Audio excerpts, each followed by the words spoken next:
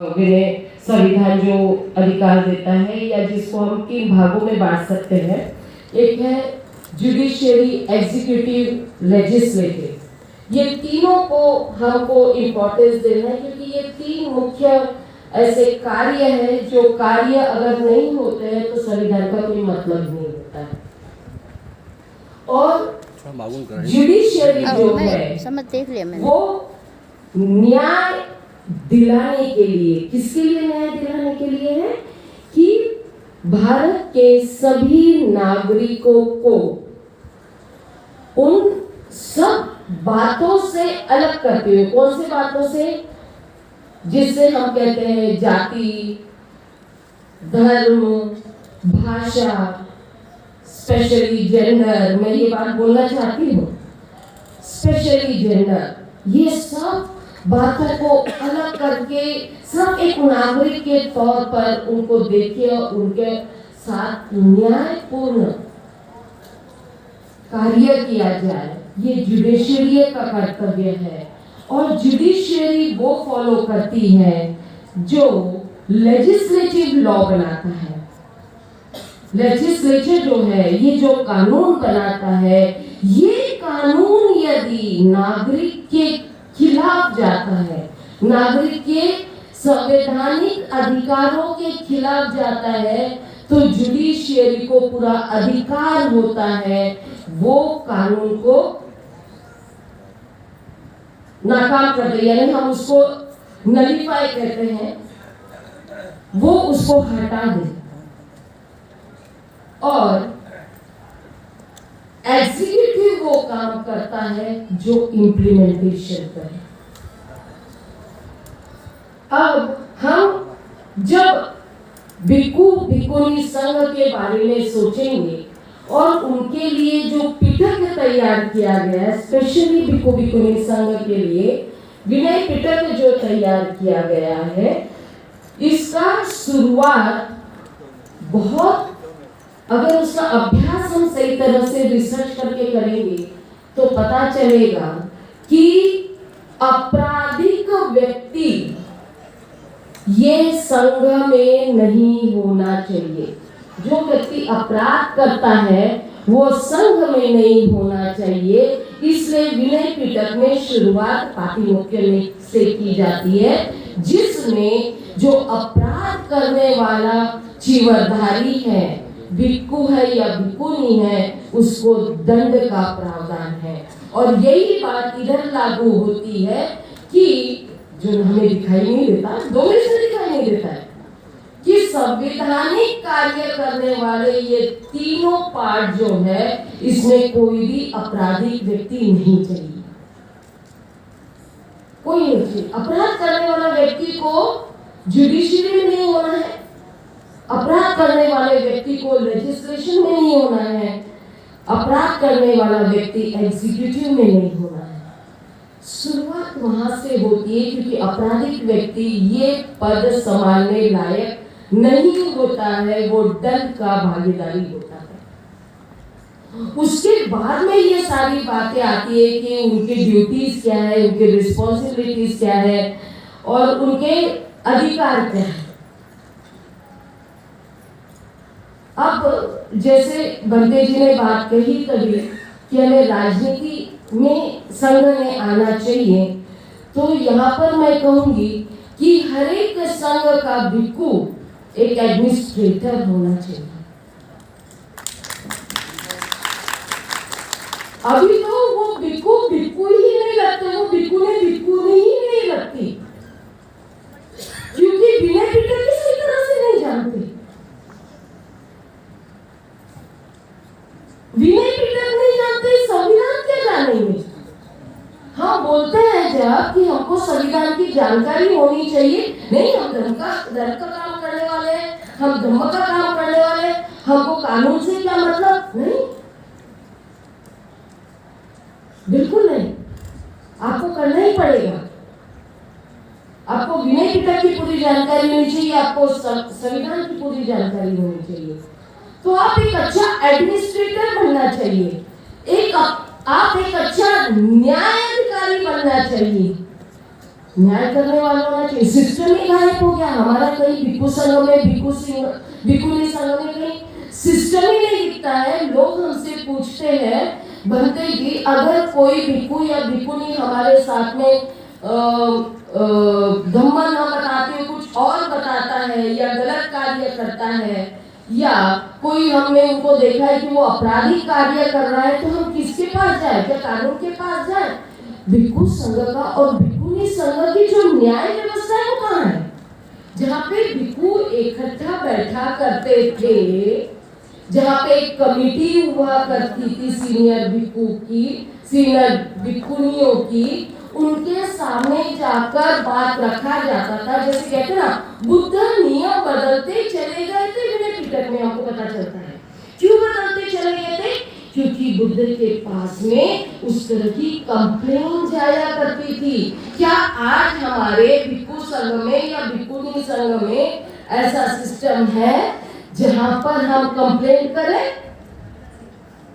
नहीं है। तो हमको ये सिस्टम तैयार करना पड़ेगा।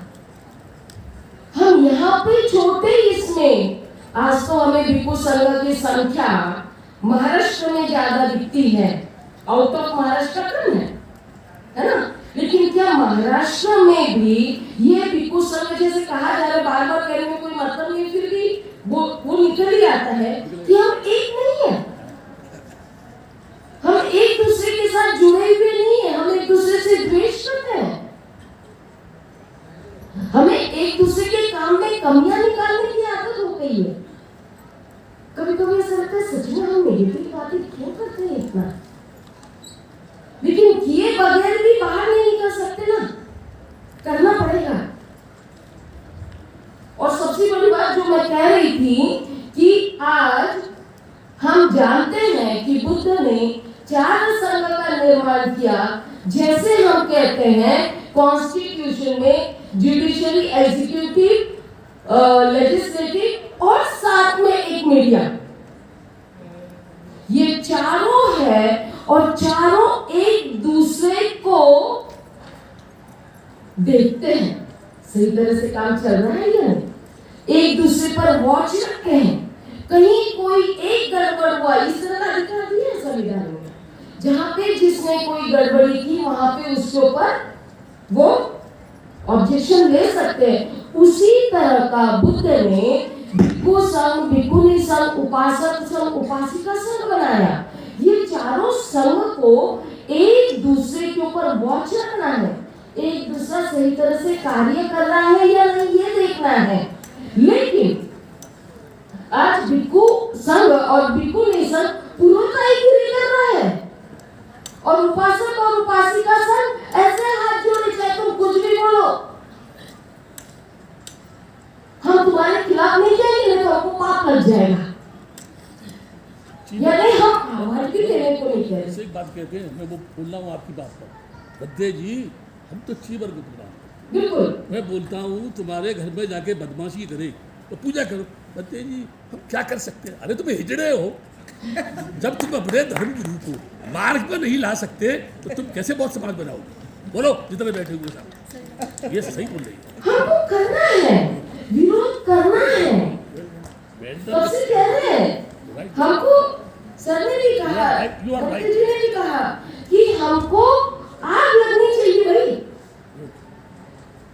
जहाँ पे गलत हो रहा वहाँ बोलने लायक नहीं, तो हम इंसान कहलाने लायक नहीं है।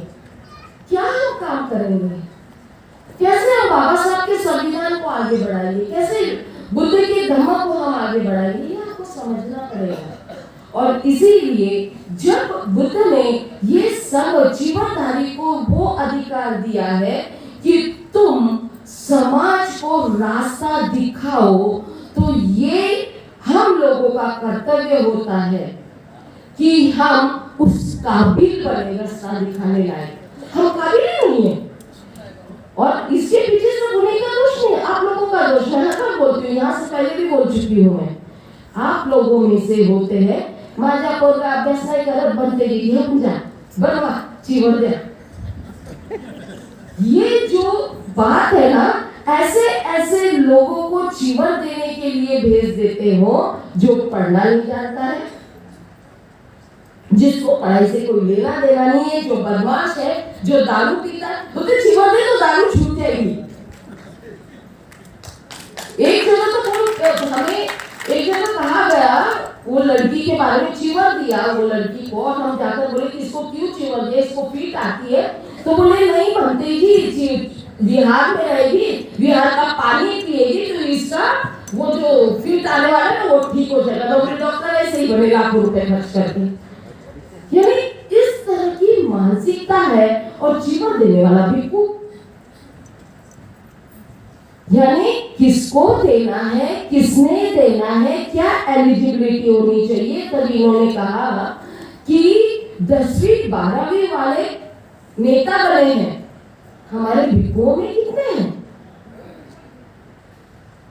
हमारी एलिजिबिलिटी है कहीं, हमारा क्वालिफिकेशन है कि मैं ये एकेडमिक क्वालिफिकेशन की बात नहीं कर रही, ओके लीव इट, लेकिन इंसानियत को संभालने वाला क्वालिफिकेशन, जिसको हम कहते हैं विजडम, ये क्या विजडम हमारे पास है?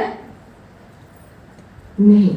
तो कहीं ना कहीं हमको ये देखना पड़ेगा कि अगर हम राजनीति में जाए या न जाए, मैं ये बात कर रही हूँ क्योंकि सभी लोग सही नहीं है, सब लोग बोले, कोई बोलेगा जाना चाहिए, कोई बोलेगा नहीं जाना चाहिए, वो अलग बात है। लेकिन मैं इतना कहना चाहूंगी कि बुद्ध से बड़ा राजनीतिज्ञ कोई नहीं था, जिन्होंने सिर्फ भिक्षु और लोगों को या इंडिया में शासन नहीं किया, तो वो चक्रवर्ती कहलाए विश्व के, और विश्व में उनका नाम है। इतनी बड़ी राजनीति कर दी उन्होंने, लेकिन इंसानियत को आधार मानकर, और ये इंसानियत को आधार मानकर हर भिक्षु और हर भिक्षुनी ने राजनीति करनी चाहिए।